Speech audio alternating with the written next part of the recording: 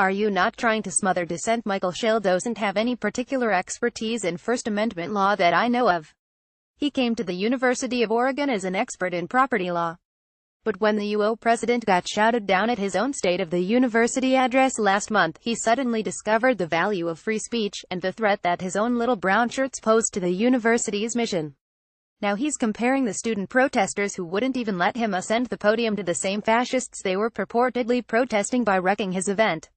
In a New York Times op-ed, Schill said he's fine with protest but not with the tactic of silencing, which has been deployed repeatedly at universities around the country rather than helping people who feel they have little power or voice. Students who squelch speech alienate those who are most likely to be sympathetic to their message. It is also ironic that they would associate fascism with a university during a protest in which they limit discourse.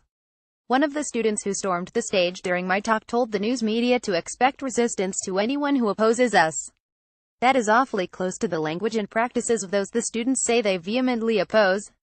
More student mob shuts down UO president's speech to stand against fascism. It really does sound like Schill is talking about the unhinged screaming, whining and thuggery deployed by privileged college students who get high on the delusion that their cartoonishly progressive campuses are the second coming of the Third Reich. Fundamentally, fascism is about the smothering of dissent. Fascist regimes rose to power by attacking free speech, threatening violence against those who oppose them, and using fear and the threat of retaliation to intimidate dissenters. Historically, fascists sought to silence, imprison and even kill university professors and other intellectuals who resisted authoritarian rule.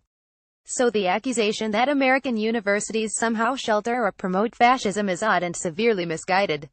He challenges the lie that students are challenging authoritarianism, rather than bringing campus life to a halt in order to stifle the expression of viewpoints or ideologies that offend them and make them feel marginalized. Schill challenges their historical ignorance of what fascism actually meant for his family, and reminds them he could just as easily shut down their speech as offensive. 2 generations ago, members of my extended family were thrown into concentration camps and murdered in Eastern Europe during the Holocaust.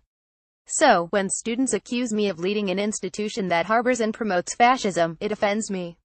But does that justify my censoring their speech? Clearly the answer is no.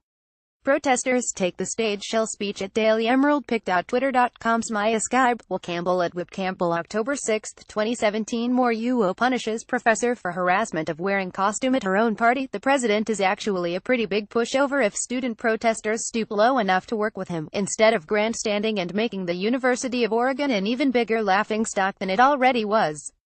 He notes that since he came to the school in 2015, UO has doubled its black faculty, ramped up enrollment of black students and raised money to build a new black student cultural center, all because black student activists were willing to open a respectful dialogue with Schill after camping out in front of his office.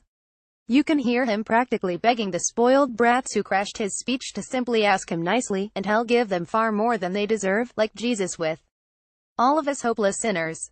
But as the old guard of progressives has argued, this generation of whiny snots is more interested in digital emoting than sustained organizing and coalition building. They think a change.org petition will magically fix their problems, and when it doesn't, they decide to throw a temper tantrum and alienate everyone who is amenable to their agenda. Sounds like a certain executive-level fascist they love to hate. More Usservian Law. Dean slams UO for costume punishment of law professor image create a stash. Utter shock like the college fix on Facebook. Follow us on Twitter.